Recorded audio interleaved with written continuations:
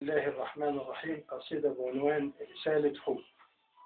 إلى قرة العين، إلى من ملك روحي وقلبي، إلى النور الذي أستضيء به في ظلمات حياتي، إلى توأم الروح، إلى من انتشلني من بحر اليأس وجعلني إلى جواره في عش الحب والسعادة والهناء وشاطئ الأمل وبستان الذكريات العزيزة.